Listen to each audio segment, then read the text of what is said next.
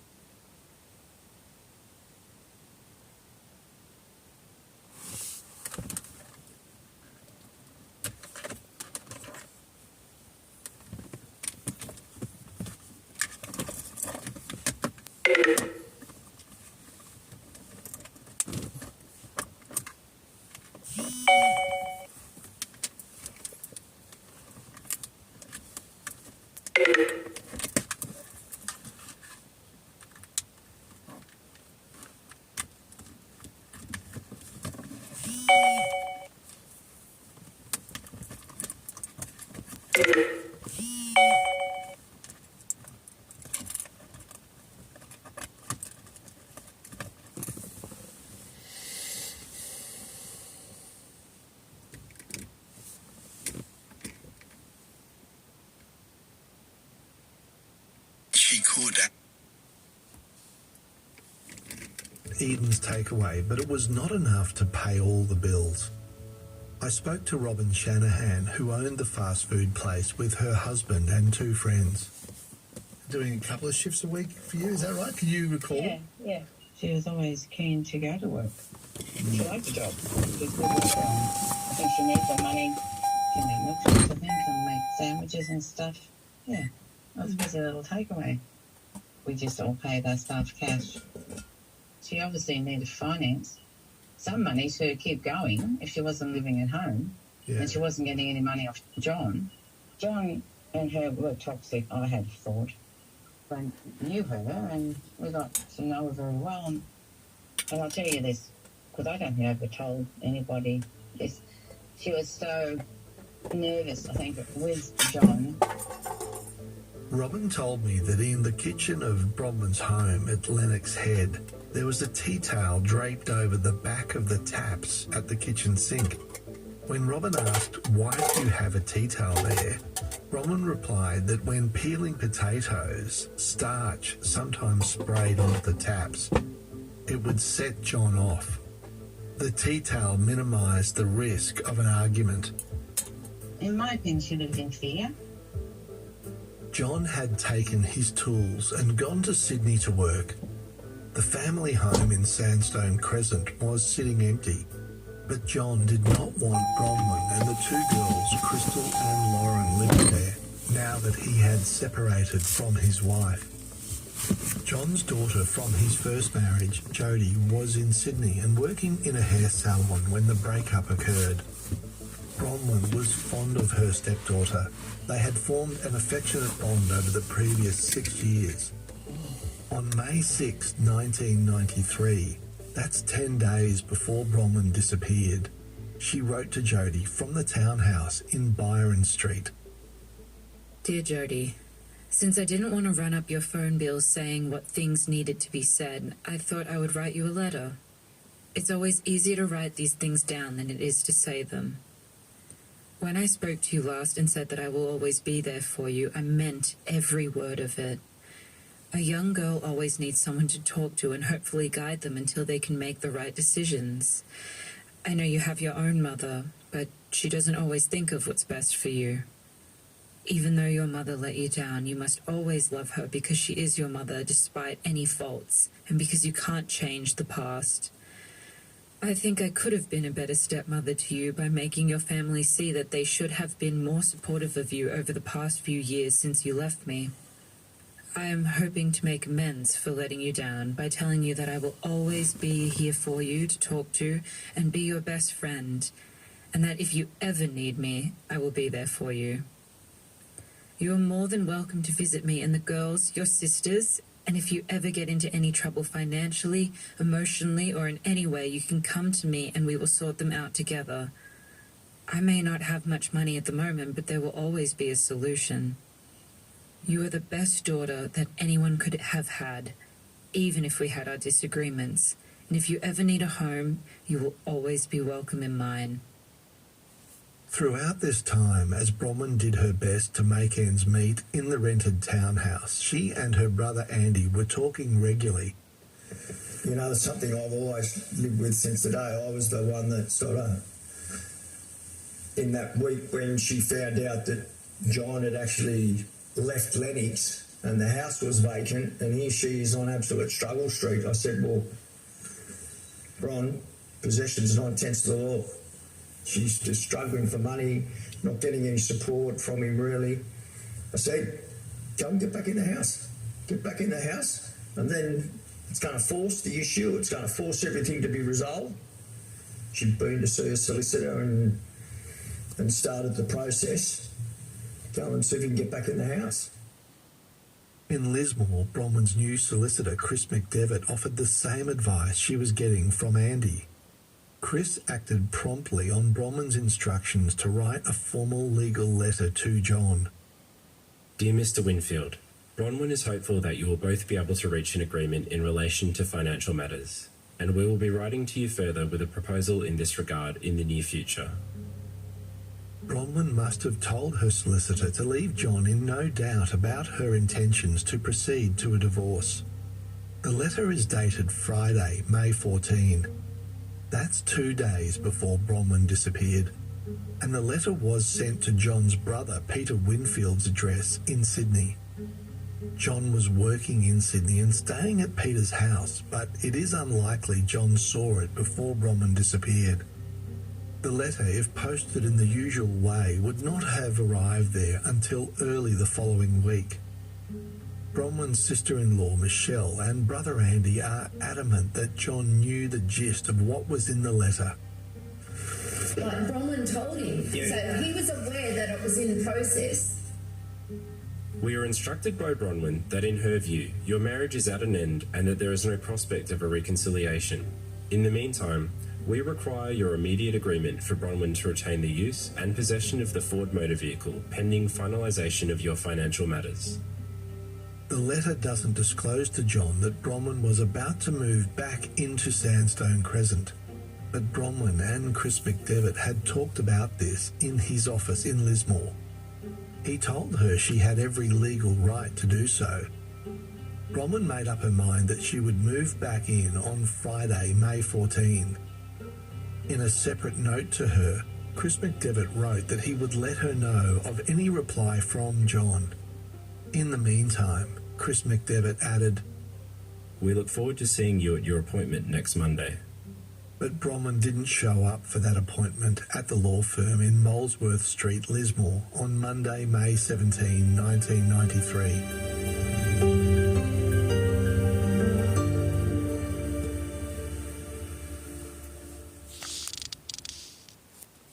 This podcast is made possible by subscribers to The Australian and our principal sponsor, Harvey Norman. For over 6 years, Harvey Norman has been a key partner in my investigative podcasts such as The Teacher's Pet and The Teacher's Trial, The Night Driver and Shandy's Story. I'm proud to have the support of Harvey Norman and its CEO, Katie Page, for our investigative journalism on cold cases that we believe can be solved.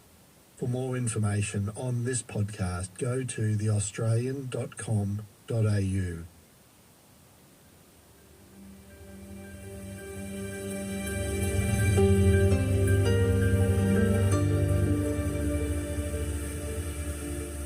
Megan Reid has invited me to her house on Sydney's northern beaches to look at some of the newly recovered police files. Megan also has a lot to say about John Winfield.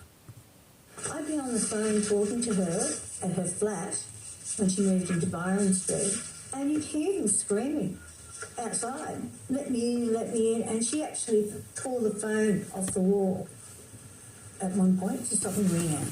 These are bills for Mrs. B.J. Winfield, Byron Street, Lennox Head. Phone bills from Telecom Australia. Yes, there were more, and the police have got them.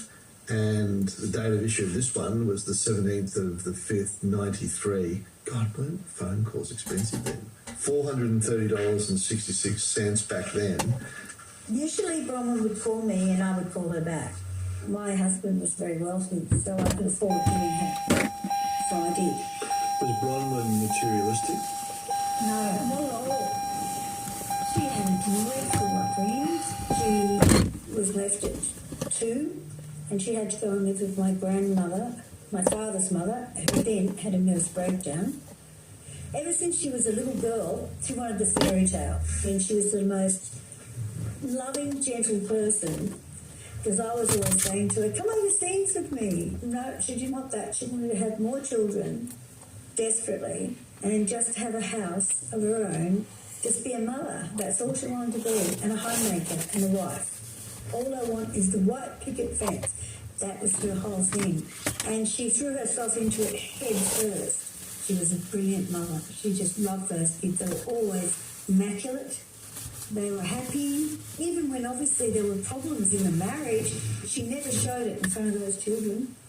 She never wanted to move to Lennox Head. All her friends were in Sydney. Her whole support circle was in Sydney. But John bought that block of land with his ex-wife, the one before. He made her go up there. Took her a while to meet people, but she did.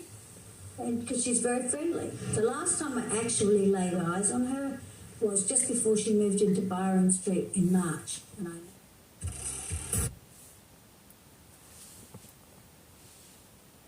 know that because I was with my then husband on a business trip. And she looked dreadful. And she's sitting there, she was chain smoking and drinking cups of coffee.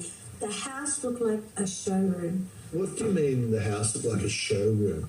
It looked like a display home all the time. It sold where they used to live. Crystal actually went up there for Christmas last year. She calls him Dad still. And what is Lauren's position? Lauren believes her mother has taken off and left her father. She doesn't believe for a minute that he would hurt her. And does Lauren have contact with you? I've met her once. John built her...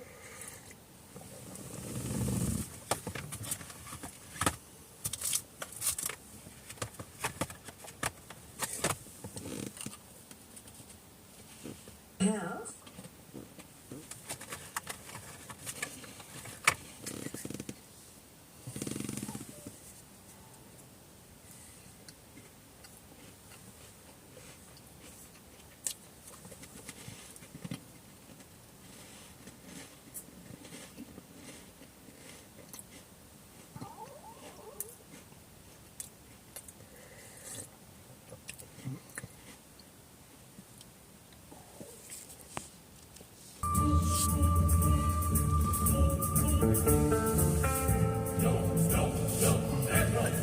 Bronwyn.